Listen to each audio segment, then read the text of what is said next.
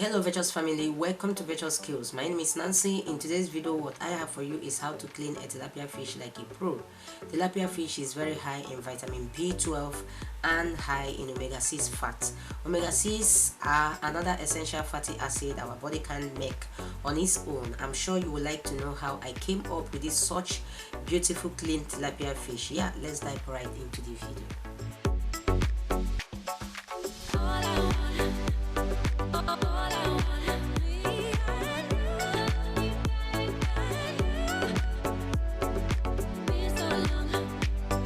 Let's get started. I got some tilapia here which I have washed off the camera, and I got my kitchen sharp knife and scissors as well. If you must try this recipe guys, your scissors and knife must be very sharp. First of all, let me use my sharp scissors to remove or trim off the fin, which I am starting from the tail towards the head. Bear in mind that some parts of the fin are very strong. You have to use a very sharp scissors, as I earlier said. Once the trimming is done, next is to scale the fish. Now hold the knife with your right hand, bite the fish with your left hand, and then scrape it from the tail towards the head as well to remove the scars. Make sure you use a moderate force and rotate the fish as you clean until all the scars are removed.